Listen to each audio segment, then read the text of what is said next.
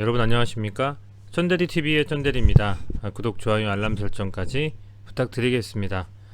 2월 사실상에 저는 2월 시작이라고 생각하는 이제 오늘이 첫 거래일이 끝났습니다.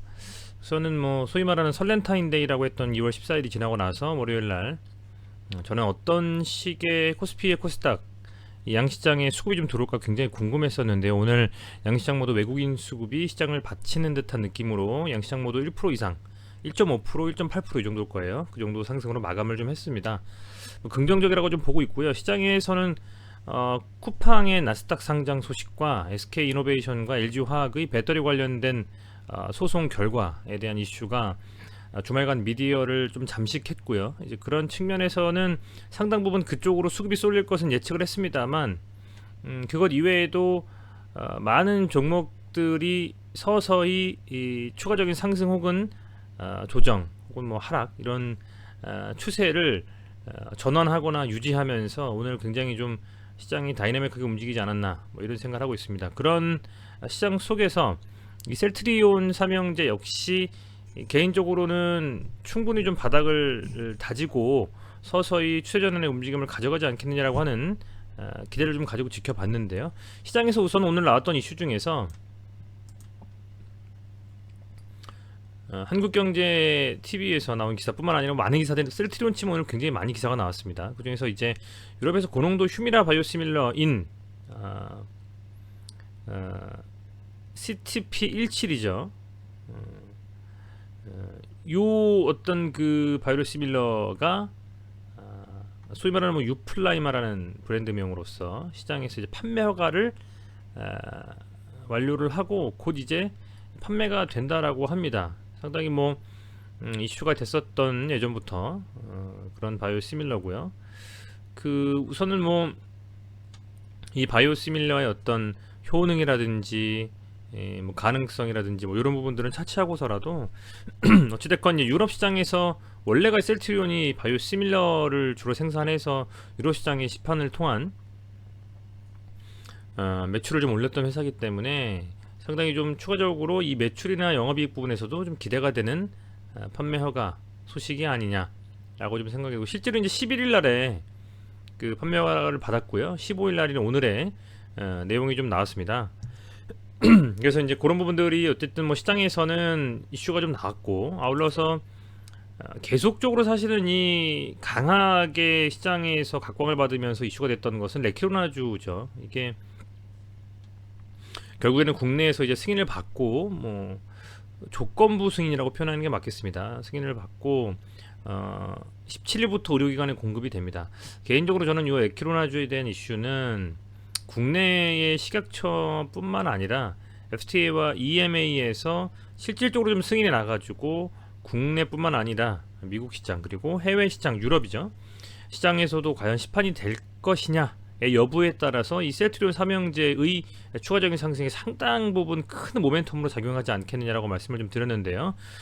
금일 기준으로는 그 이슈에 대한 부분들은 아직은 나오지 않고 있습니다. 다만 국내에서 조건부 품목 허가를 받은 이 셀트리온의 레키로나주가 17일부터는 의료기관에 공급된다라는 점, 아울러서 11일에 이미 승인이 났습니다만 15일 날에 이 휴미라의 바이오시밀러인 뉴플라이마의 판매 허가가 났다라는 점, 이 두 가지가 굉장히 시장에서는 중요한 부분이라고 말씀을 좀 드릴 수가 있을 것 같습니다.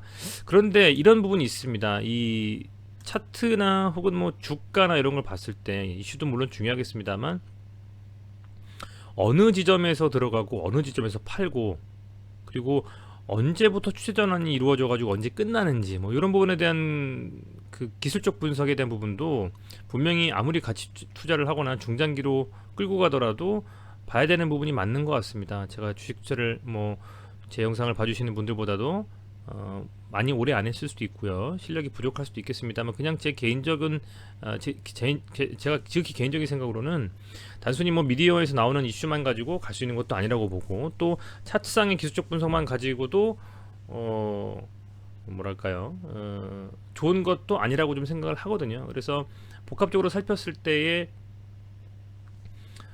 굉장히 많은 이슈들이 이 셀트리온 삼형제에 영향을 주고 있습니다만, 그 중에서 최근에 가장 이슈가 됐던 것은 뭐 다 아시겠지만 이제 레키로나주였죠. 그 이슈가 어쨌든 사라지고 나서는 모멘텀으로 작용할 만한 것들이 저는 바이오시밀러에 대한 이슈들보다는 레키로나주의 해외 승인 여부라고 판단을 하고 있습니다. 그래서 오늘도 뭐 그런 이슈가 나왔음에도 불구하고 셀트리온의 경우에도 바이오시밀러라든지 그런 이슈에 크게 움직이지 않았죠. 단일가에서 0.15% 뭐 하락 마감했고 오늘 살짝 양봉을 띄우고 나서 밀리면서 음봉 만들고 0.3% 상승으로 마감하는 33만원 정도 수준으로 마감을 좀 했습니다.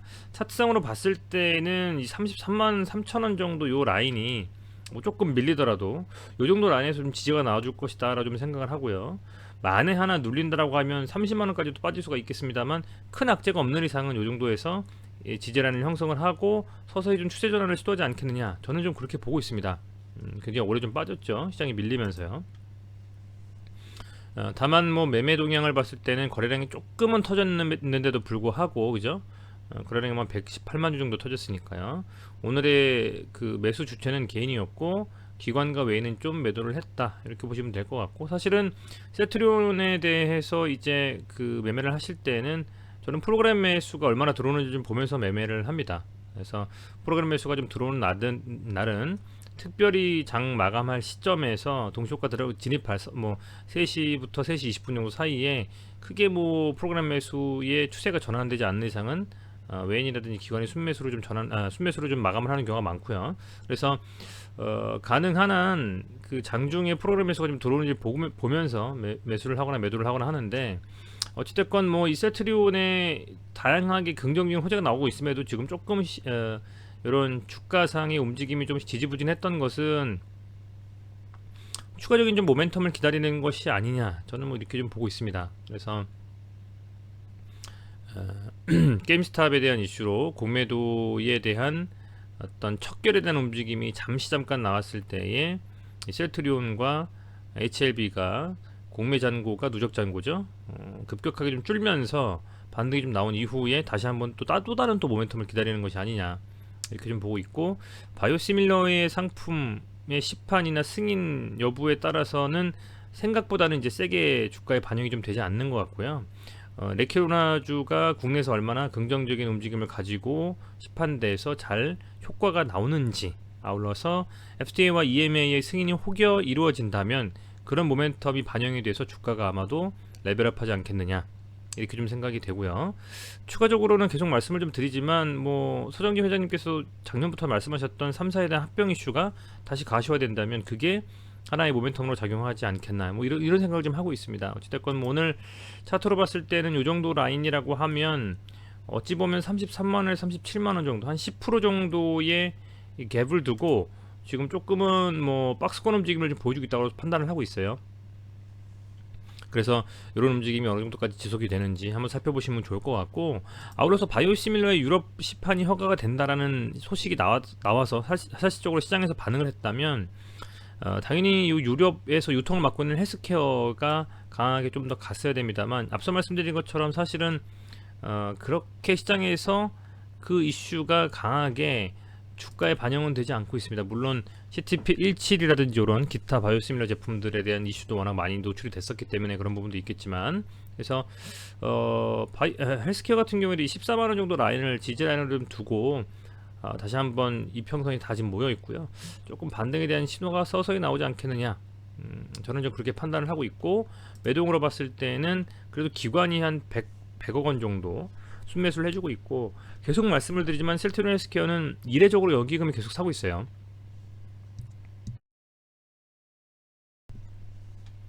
셀트리온 삼형제 중에서 유일하게 연기금의 매수가 순매수가 지속적으로 좀 들어오고 있기 때문에, 연기금이 현재 대부분의 종목들은 아시겠지만 비중을 좀 줄이고 있죠. 왜냐하면 이미 추가적인 상승이 많이 나왔기 때문에 그 상승 나왔을 때 매도를 좀 하면서 수익 신호를 좀 하고, 아마도 뭐 2021년이 될지 2022년이 될지 모르겠습니다만 주가가 충분히 좀 눌리고 빠진 후에 그때부터 아마 매집을 들어가지 않겠느냐, 서서히 그렇게 좀 생각이 되는데, 그럼에도 불구하고 이 헬스케어에 지속적인 좀 순매수가 들어온다라는 것은 이례적이고 유심히 볼 필요는 있겠다, 이런 말씀을 좀 드립니다.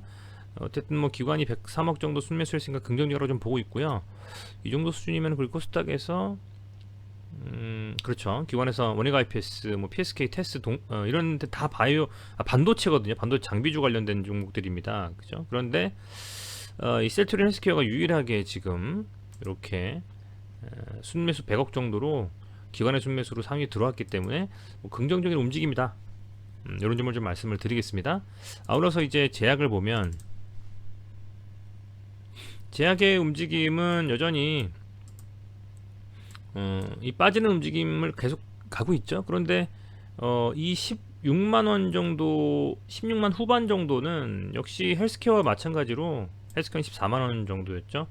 충분히 빠진 금액이 아니냐, 여기선 반등 나올 시점이 됐다, 저는 이렇게 좀 판단하고 있고요. 충분히 좀 과매도권입니다. 그래서 이 두 종목 다, 헬스케어와 제약 두 종목 다 저는 지금부터는 조금은 이제 반등에 대한 움직임에 대한 기대를 좀 가지고 조금씩 뭐 비중을 관심 있으신 분들 같은 경우에는 담아도 될 시점이 아닌가, 뭐 이렇게 좀 생각이 되고 있습니다. 만약에 여기가 깨져버리면 이 중요하게 기준이 됐던 요 기준봉의 상단을 깨트리는 거기 때문에 그렇게 저는 그렇게 그런 움직임 나올 것 같지는 않습니다, 쉽게는. 그래서 이 라인이 좀 지켜지는지 보고 나서 이제 좀 제대로 된 반등에 대한 어떤 움직임이 어떤 모멘텀이나 어떤 시그널을 붙이면서 가냐의 차이지 서서히 좀 반등에 대한 움직임이 나오지 않을까, 이렇게 좀 생각을 해보고 있습니다. 셀트리온 삼형제는 사실은 호재가 악재보다 더 많은 것 같아요. 근데 다만 그동안 쭉 아시겠지만은 많은 그 공매도에 대한 타겟이 돼서 늘렸던 부분도 있고요. 뭐 그런 부분이 있기 때문에 그 부분이 좀 아쉽습니다만, 그래도 뭐 공매도가 좀 재개될 시점 전까지는 계속적으로 좀 살펴보면서 충분히 긍정적인 움직임으로 갈 수 있다 라는 어떤 뭐 예측하에 그런 좀 기대감을 가지고 봐도 될 만한 종목들이 아니냐, 이렇게 좀 판단을 하고 있습니다. 시장에서 워낙 많은 종목들이 주목을 받고 있기 때문에 이 셀트리온 삼형제의 움직임이 조금은 지지부진해 보일 수도 있겠습니다만, 원래 이 종목이 조정을 길게 가져가고 한 순식간에 그냥 들어 올리는 종목입니다. 사실 보시면요, 이런 구간 때도 그죠, 또 여기도 그렇고요. 그래서 쉬운 종목은 아닙니다만, 그리고 조정이 조금은 길어질 수도 있겠습니다만, 각 종목별로 아까 말씀드린 그 정도 수준의 지지라인 금액대에서 잘 버텨만 준다면 조금의 시간이 걸려도 충분히 가치를 인정받고 더 강한 모멘텀에 대한 긍정적인 소식이 나왔을 때는 추가적인 좀 상승에 대한 움직임을 가져가지 않겠나, 이렇게 좀 보고 있습니다. 다만 뭐 공매도가 재개가 되면 어떤 식으로 시장에서 반응을 할지 모르겠습니다. 그게 좀 우려됩니다만, 그 전까지는 긍정적인 움직임을 좀 예측을 하면서 지켜보도록 하겠습니다. 네, 시청해주셔서 감사드리고요. 오늘 뭐 월요병이 굉장히 좀 심하신 분들도 있으셨을 텐데 푹 쉬시고 내일 긍정적인 움직임을 시장에서 만날 수 있는 그런 하루가 되길 저도 기원해 보겠습니다. 감사합니다.